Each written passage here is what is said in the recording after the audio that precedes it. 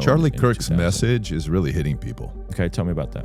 They shouldn't be called universities. There's no unity whatsoever in universities. These have become centers of Satan's kingdom. Ruslan. We look at our modern university system, right? And how much of that was established by Christians, how much of that was established by people of God to educate people, all the Ivy League schools. And then slowly Christians just kind of bounced and they left.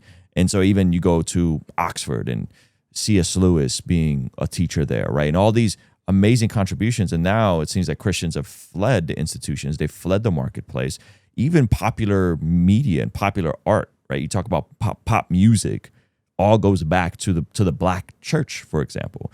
And we've slowly pulled away, and I don't know how helpful that's been. So I'm totally with you in that there's a war happening and that there's a split within Adam and Eve and all that. But how much of that do you think has been Christians just being afraid to go in and to occupy spaces that we're called to transform and illuminate? All of it. All of it. But the chief space that we have abandoned is the human heart, our own hearts. Our love has grown cold, and that expresses itself in not seeking God, not living with God ourselves, and then that spills over into not fulfilling the responsibility of loving our neighbors. Mm-hmm. So 100%, I agree with you. Just take universities. I'd like also to address the concept of hospitals too, because I think these are very parallel, what's happened in both cases. These have become centers of Satan's kingdom. Universities are secular universities and are hospitals, sadly, which used to be places of healing and now often are places of death, where we actually kill people, babies, and now old people, which is just tragic. The university is a Christian creation. Mm-hmm. The very word university is a compound word that only Christians can articulate. Only people who actually believe in God can. It's a unity and a diversity together. What makes a university is a diversity of competencies. Right? You have professors of economics, professors of history, professors of biology, science, etc., all with their specialties. And then you have a unity. The unity is two. You have the commitment that all these subjects have a common origin in God, and you have that unity is expressed by a common faculty. So traditional universities, which is all this 400 in Constantinople, in the West it began really about 1100, Oxford, the Sorbonne in Paris, etc. These are the oldest kind of Western universities. Constantinople is even older. But the concept was that the world is God's, every subject is God's, obviously. And so theology was considered in the West the queen of the sciences that held everything else together. The idea that you could understand something earthly like biology without a reference to God, Christians have never believed that idea. That's nuts, absolutely nuts.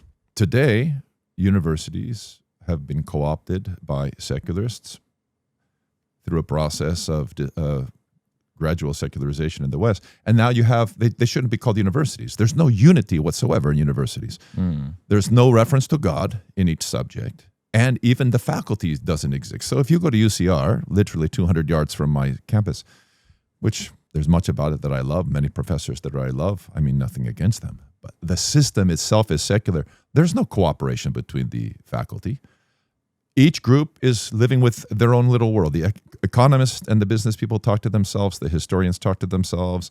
The linguists talk to themselves. Nobody talks to each other, and there is no reference whatsoever to ultimate things, rooting education, which is why education, which was traditionally a study of unchanging realities that informed our vision of the earth, that's completely gone. Now it's essentially trade school. That's basically what university. The number one subject now is business, and people go to universities for a business degree so that they could make money.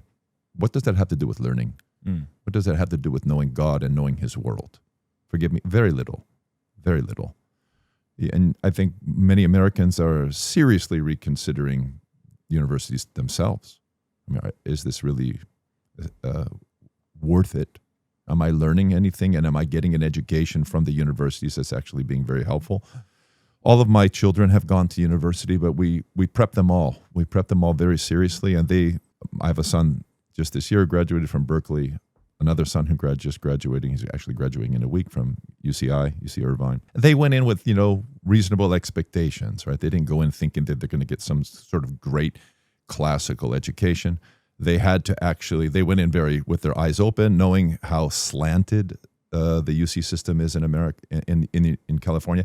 And so they knew what they were going to get, and they knew what they had to do to get through the classes so that they could get a degree. That's very sad. Yeah. It's very sad. What'd they major in? I have actually two sons who graduated from Berkeley. They both majored in classics, which is actually a very good subject for a Christian person to major in because you get to read significant literature and avoid a lot of the fake education, which isn't even education.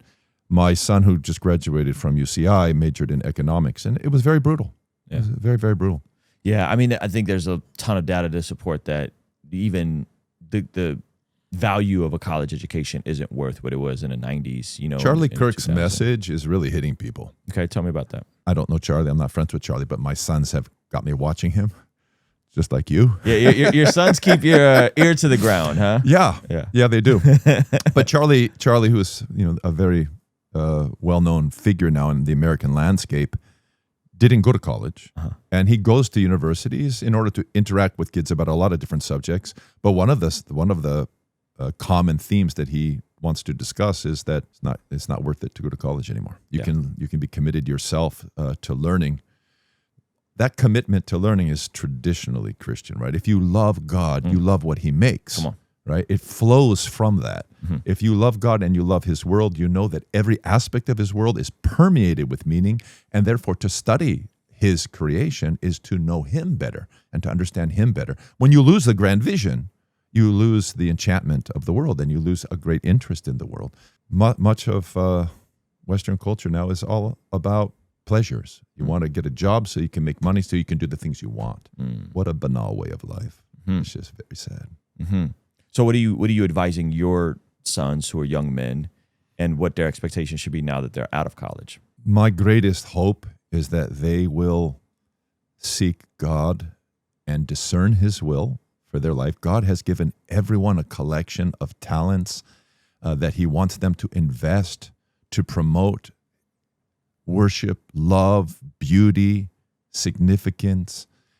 This is the goal of life, is to know God and to be known by God and to become His agent in your piece of the world that He gives to you. Every person has a portion of the world that's given to them by Christ for them to make beautiful. For some people, it may be a cubicle, but that's the cubicle where Jesus' name must be glorified, where love must become normative. And if you do that, you can change your world. If people know that when they go by that cubicle, there's a person there who loves them, who will stop what he's doing to listen to them, who will pray for them, who's trying not to pretend that he's something when he's nothing. No, he has some humility. He knows he's a sinner. We're trying to repent every day. If they know that, wow, the world around that cubicle can become radically changed. So this is what I want my sons to do. I want them to be human beings. Yeah. To be a human being, an authentic human being, means to live with God in everything. That's what humans were created to do. Yeah. I love that. You said live with God in everything, right? Right behind me, there's no God, make Him known. So it's interesting that we're using very similar language. And I think that unfortunately people come to faith and they think, okay, well, I got my health insurance. Jesus is coming back next Thursday, and I'm just going to punt it. Like the influence that God has given me, the talents that God has given me, they start to hyper spiritualize everything, and they forget what you just described, which is there is a occupying of space that we have. Right. My first devotional that I put out, it's called "Occupy Till I Come," which is what Jesus said in Luke 19 in the KJV. Occupy till I come, in the parable of the 10 minas. And so I think there's a command to use our earthly resource to help impact eternal timelines, right? And so I love how you describe that. And I think, unfortunately, so few people really grasp that it's about being faithful to what's in front of us. Why wait until this entire thing premieres on YouTube? Why not sign up for a free 7-day trial of our Patreon community and see this entire interview, as well as all of our interviews, early before they hit the public. And you'll also get access to the extended version of our conversations that are sometimes a little too spicy for YouTube. All right, so head on over to Patreon. Link is in the description or pinned comment. Here's a little preview of what's available on Patreon. There are some sins that you can repent of, and then the very next day they're biting at your ankles again. And you have to learn. Children are murdered in their mother's wombs, and old people have their lives terminated by physicians. That's satanic. When Paul is writing about the thorn in his flesh, do you think that that was a chronic illness he was dealing with? Do you think that that was a chronic sin he was dealing with? Ruslan